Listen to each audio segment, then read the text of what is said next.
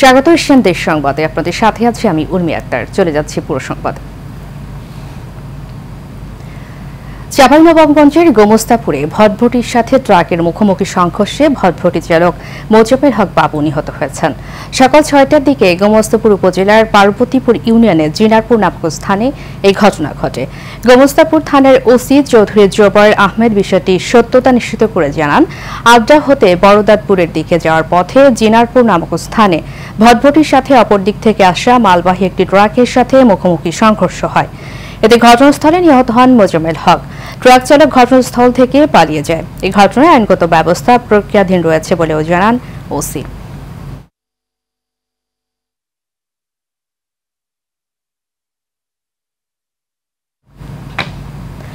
টাকা পয়সা লেনদেনের জের ধরে বড় ভাইয়ের ধারালো অস্ত্রের আঘাতে ছোট ভাই নিহত হয়েছেন। ভোরে খুলনা মেডিকেল কলেজ হাসপাতালে চিকিৎসাধীন অবস্থায় মৃত্যু হয় তার। নিহত ছোট ভাইয়ের নাম আজিবুর রহমান। সে সাতক্ষীরা সদর উপজেলার বলাডাঙ্গা গ্রামের বাসিন্দা। এর আগে শুক্রবার রাতে সাতক্ষীরা সদর উপজেলার বলাডাঙ্গা গ্রামে ঘটনাটি ঘটে।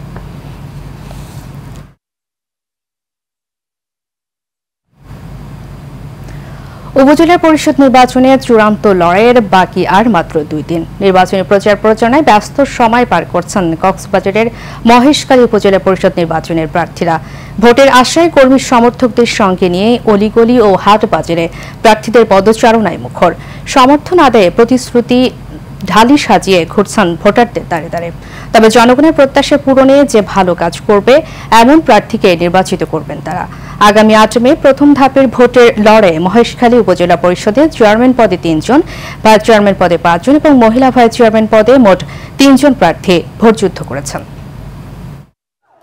যোগ্য প্রার্থী হিসেবে আমরা জোনেলকে ভোট দেওয়ার জন্য আমরা আগ্রহ প্রকাশ করি। যোগ্য একটা প্রার্থী দেখে যে মহেশখালীর উন্নয়ন করবে তাকে ভোট দিব আর কি। যাচাই বাছাই করে যে বেশি শিক্ষিত দেশে এলাকার উন্নয়ন করতে পারবে তাকে আমরা ভোটটা দিয়ে ওনাকে এলাকার উন্নয়ন করার জন্য সুযোগ করে দেবো। যাচাই বাছাই করে যারা প্রার্থী হয়েছে অবশ্যই উপযুক্ত ব্যক্তিকে আপনারা মূল্যায়ন করে নির্বাচিত করবেন। অনেকদিন আগে থেকে বিভিন্ন ওয়ার্ড থেকে শুরু করে বিভিন্ন ইউনিয়ন থেকে শুরু করে আমি কাজ করতেছি। এই সুবাদে আলহামদুলিল্লাহ মানুষের বিয়াপনা পাচ্ছেন।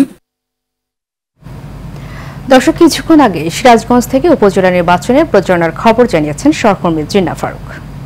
উপজেলা পরিষদ নির্বাচন সেটা কিন্তু আমরা দেখতে পাচ্ছি যে প্রচার প্রচারণা শেষ সময় ব্যস্ত সময় পার করছেন প্রার্থীরা।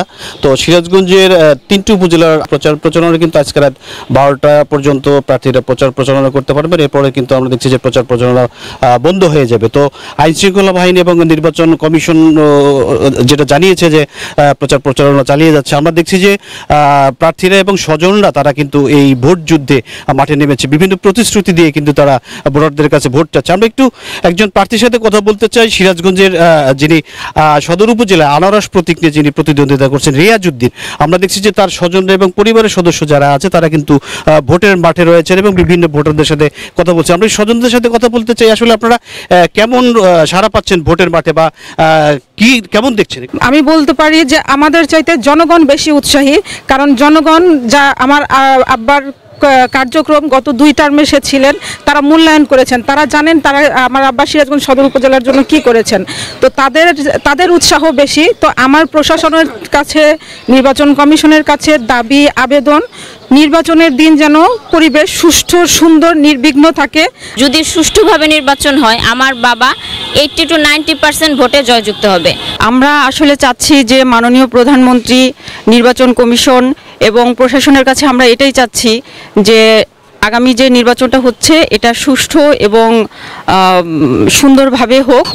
আজকে রাত 12টা যেহেতু প্রচার প্রচারণা শেষ হচ্ছে এবং আমরা সাধারণ ভোটারদের সাথে কথা বলে যেটা জেনেছি যে তাদের যে পছন্দের প্রার্থী এবং যারা যে প্রার্থী নির্বাচিত হয়ে তাদের সুখ দুঃখে পাশে থাকবে এবং তাদের দেখভাল করবে এবং জনজীবনে যে তাদের পাশে থাকবে এমন প্রার্থীকে বেছে নেবেন। তো সিরাজগঞ্জ থেকে এই ছিল উপজেলা পরিষদ নির্বাচনের প্রচার প্রচারণা শেষ সময়ের ব্যস্ততা নিয়ে সর্বশেষ অবস্থা। ষষ্ঠ উপজেলা পরিষদ নির্বাচনের প্রচারণার শেষ দিনে কেরানীগঞ্জে উপজেলা চেয়ারম্যান পদপ্রার্থী শাহিন আহমেদের আনারস মার্কার পক্ষে গণসংযোগ করেছেন দক্ষিণ কেরানীগঞ্জ থানা ছাত্রলীগের সভাপতি গাজী মাসুম বিল্লাহ জুয়েল। সকালে তিনি নেতাকর্মীদের নিয়ে পথচারী ও বিভিন্ন ব্যবসা প্রতিষ্ঠানে লিফলেট বিতরণ করেন এবং বাড়ি বাড়ি গিয়ে ভোটার স্লিপ বিতরণ করে গ্রিন এবং ক্লিন কেরানীগঞ্জ গড়তে শাহিন আহমেদের পক্ষে ভোট ও দোয়া প্রার্থনা করেন। এ সময় তিনি বিগত 15 বছরে উপজেলা চেয়ারম্যান হিসেবে শাহিন আহমেদ যে উন্নয়ন করেছে তা বিশ্লেষণ করে যোগ্য প্রার্থীকে নির্বাচিত করতে ভোটারদের প্রতি অনুরোধ জানান।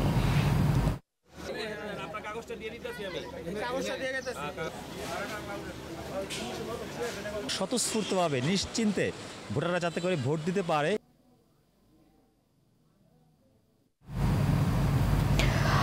দর্শক, জমে উঠেছে প্রথম ধাপের উপজেলা নির্বাচনের প্রচারণা। এই মুহূর্তে রংপুরের পীরগাছা থেকে প্রচারণার খবর জানাতে সরাসরি যুক্ত হচ্ছেন আমাদের সহকর্মী রাজীব মুন্সি। জি রাজীব, আমাকে শুনতে পাচ্ছেন? রাজীব, পীরগাছায় প্রচারণা কেমন চলছে আমাদেরকে জানাবেন। জি উর্মি, আপনি আমাকে শুনতে পাচ্ছেন? আমি এই মুহূর্তে রয়েছি পীরগাছা উপজেলায়। পীরগাছা উপজেলায় যে আজ ষষ্ঠ ধাপের যে উপজেলা পরিষদ নির্বাচন হচ্ছে, এই নির্বাচনের প্রচারণা আজকে শেষ দিনের যে সর্বশেষ খবরাখবর নিয়ে আমি জানতে চাচ্ছি যে প্রার্থীরা এখানে যারা চেয়ারম্যান প্রার্থী রয়েছেন, 4 জন চেয়ারম্যান প্রার্থী রয়েছেন, 3 জনই আওয়ামী লীগ থেকে তারা এই ভোটের মাঠে লড়ছেন। জনগণ বলছে যে একটি চতুর্মুখী লড়াই, আবার শেষ দিকে প্রচারণা একটি চতুর্মুখী লড়াই দেখতে পাচ্ছেন। এখানে আমরা এখন কথা বলবো যে প্রার্থীরা রয়েছে, যে প্রার্থী রয়েছে তার সঙ্গে। তিনি হচ্ছেন মহিলা ভাইস চেয়ারম্যান প্রার্থী সকল প্রতিবন্ধকতাকে জয় করে তিনি ভোটের মাঠে লড়ছেন। আমরা তাকে জানতে চাইব শেষ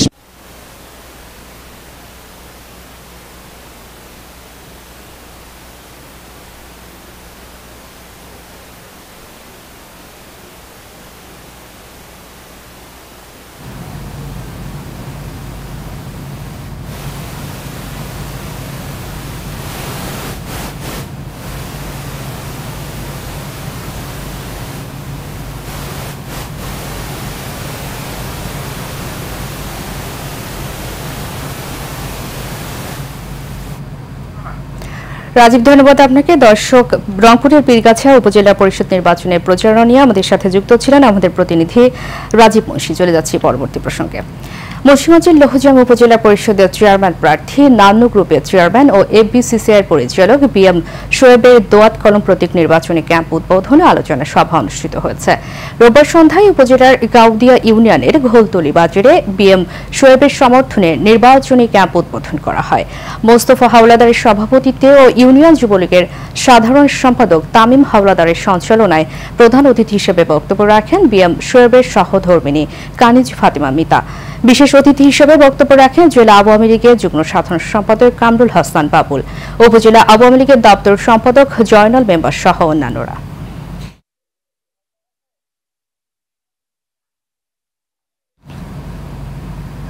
কুমিল্লা নাঙ্গলকোট উপজেলা নির্বাচনকে সামনে রেখে দোয়াত কলম মার্কার চেয়ারম্যান প্রার্থী নাজমুল হাসান ভূঁইয়া বশির আজ শেষ প্রচারণা চালিয়েছেন। নাঙ্গলকোট উপজেলার বিভিন্ন ইউনিয়নে ঝড় বৃষ্টির মধ্যে মোটরসাইকেল শোডাউন করেন বশিরের কর্মী সমর্থকরা। এই শোডাউন শেষে এক পথসভায় দোয়াত কলম মার্কার সমর্থনে বক্তব্য রাখেন নাজমুল হাসান।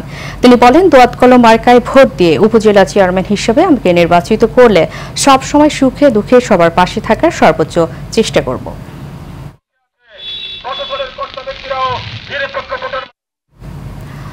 দর্শক, উপজেলা নির্বাচনের প্রচারের খবর নিয়ে এই মুহূর্তে গাজীপুর থেকে আমাদের সাথে সরাসরি যুক্ত হচ্ছেন আমাদের সহকর্মী মাহমুদুল হাসান। হাসান, আমাকে শুনতে পাচ্ছেন? হাসান, গাজীপুরে নির্বাচনের প্রচারণা কেমন চলছে আমাদেরকে জানাবেন।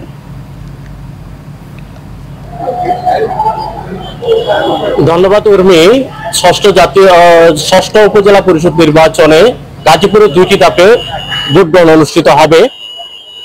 8 মে প্রথম ধাপে নির্বাচন হবে এবং দ্বিতীয় ধাপে নির্বাচন 21 মে অনুষ্ঠিত হবে। এখন আমি আছি গাজীপুরের শ্রীপুর উপজেলার মাওনা চৌরাস্তায়। এখানে আজ যে উপজেলা চেয়ারম্যান প্রার্থী যে অ্যাডভোকেট দুর্জয় জামিল হাসান দুর্জয়, তিনি ঘোড়া প্রতীক নিয়ে প্রতিদ্বন্দ্বিতা করছেন। আজ এখানে যে মাওনা চৌরাস্তার ব্যবসায়ীরা রয়েছেন তাদের সাথে আজ তিনি মত বিনিময় করবেন। এখানে যে আয়োজন করেছেন মাওনা চৌরাস্তা বণিক সমিতির যে সভাপতি অ্যাডভোকেট আশরাফুল ইসলাম রতন, আমি ওনার সাথে কথা বলবো। আসলে আপনারা যে ব্যবসায়ী হিসেবে কেমন প্রার্থী আপনারা চাচ্ছেন, যে জনাব আশরাফুল রতন সাহেব, যে আপনারা যে মাওনা চৌরাস্তার ব্যবসায়ীরা আপনারা কেমন প্রার্থী নির্বাচন করতে চাচ্ছেন? যোগ্য একজন প্রার্থী, যে ব্যবসায়ী বান্ধব, আমাদের ব্যবসায়ীদের সাথে ব্যবসায়ীদের সুখে দুঃখে থাকি, আমরা সেরকম একটা এবং শিক্ষিত মানুষ, আমাদের ব্যবসার যাতে প্রত্যেকটা মানুষ এই দেশের উন্নয়নের জন্য, আমাদের শ্রীপুর উন্নয়নের জন্য উনি কাজ করবে, তাই আমি উনি 27 বছর যাবত আমাদের এই এলাকার অনেক মানুষ উনি কাজ করে গেছেন। এবার আমরা চাচ্ছি ওনাকে উপজেলা চেয়ারম্যান হিসেবে অ্যাডভোকেট জামিল হাসান দুর্জয় ভাইকে, আমরা সকল ব্যবসায়ীরা ওনার সাথে আছি, ইনশাল্লাহ থাকবো, আমরা গোড়াপতিকে ভোট দিব। ধন্যবাদ। উর্বি, আপনি শুনছিলেন যে এখানে যে ব্যবসায়ী মালিক সমিতি যে বণিক সমিতি রয়েছেন তার সভাপতি যে অ্যাডভোকেট আশরাফুল ইসলাম রতন সাহেব বলছিলেন যে কেমন প্রার্থী নির্বাচন করবেন। এই ছিল আমার কাছে গাজীপুর শ্রীপুর উপজেলা পরিষদ নির্বাচনের সর্বশেষ। ধন্যবাদ। জি হাসান, ধন্যবাদ আপনাকে। দর্শক, গাজীপুরের নির্বাচনী প্রচারণার খবর নিয়ে আমাদের সাথে যুক্ত ছিলেন আমাদের সহকর্মী হাসান মাহমুদুল হাসান। চলে যাচ্ছে পরবর্তী প্রসঙ্গে। প্রধান বন সংরক্ষক মোহাম্মদ আমির হোসেন চৌধুরী বলেছেন, একটি বিশেষ টিম গঠন করে সুন্দরবনের আগুনে জীববৈচিত্র্য ক্ষতিগ্রস্ত নির্ণয় করা হবে। আগামী 10 কার্য দিবসের মধ্যে সেই কমিটি একটি সুপারিশ সহ প্রতিবেদন দাখিল করা হবে। সুন্দরবনে অগ্নিকাণ্ড এলাকা সরজমিনে পরিদর্শন শেষে সুন্দরবন পশ্চিম বন বিভাগের সম্মেলন কক্ষে প্রেস ব্রিফিংয়ে তিনি কথা বলেন। তিনি আরও বলেন, সুন্দরবনে বর্তমান কোথাও আগুন নেই, সেখানে পর্যবেক্ষণের জন্য টিম রাখা হয়েছে, তারা পরিস্থিতি পর্যবেক্ষণ করবে। এ সময় উপস্থিত ছিলেন খুলনা অঞ্চলের বন সংরক্ষক মিহির কুমার দেব, সুন্দরবন পশ্চিম বন বিভাগের বিভাগীয় বন কর্মকর্তা ডক্টর আবু নাসের মহসিন হোসেন সহ বন কর্মকর্তারা।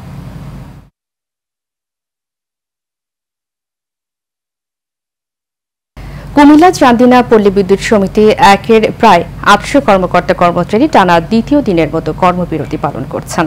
সকাল 10টায় কুমিল্লা পল্লী বিদ্যুৎ সমিতি 1-এর কার্যালয়ের সামনে সকল কর্মকর্তা ও কর্মচারীরা এতে অংশগ্রহণ করে।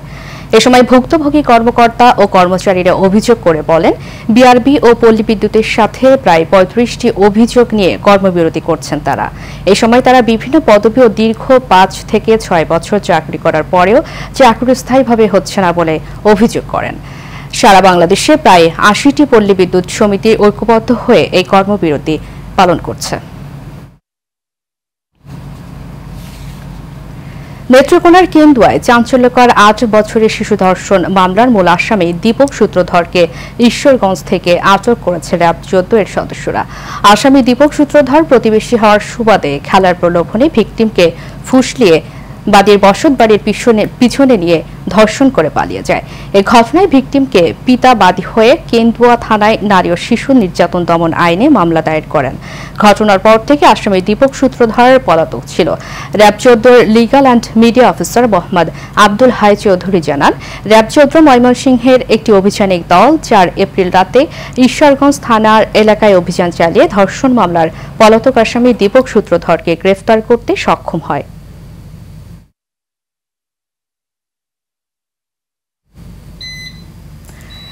গেল রাতে কালবৈশাখীর তাণ্ডবে গাজীপুরের কালিয়াকৈর উপজেলার বিভিন্ন ইউনিয়নের ব্যাপক ক্ষয়ক্ষতি হয়েছে। উপজেলার গোয়ালপাড়া, চৈতলভিটা, সোয়াগির টেক এলাকায় তুলনামূলক বেশি ক্ষয়ক্ষতি হয়েছে। ঝড়ে গাছপালা, বৈদ্যুতিক খুঁটি, বোরো ধান সহ ফসলের ব্যাপক ক্ষয়ক্ষতি হয়েছে। ফসলের জমি নষ্ট হয়, কৃষকেরা বিপাকে পড়েছেন।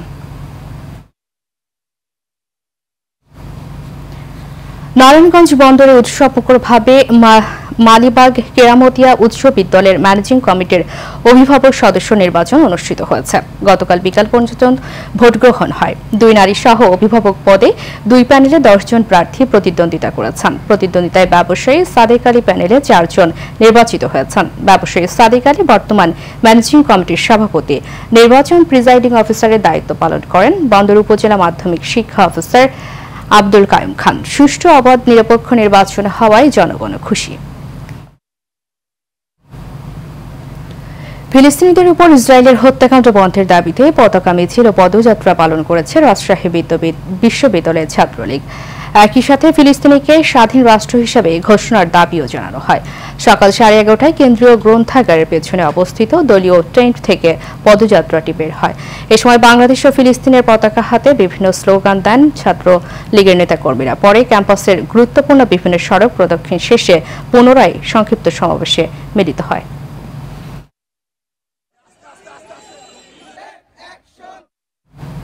এশিয়ান দেশ সংবাদ এ পর্যন্তই। পরবর্তী সংবাদ দেখার আমন্ত্রণ জানিয়ে শেষ করছি। ধন্যবাদ সবাইকে।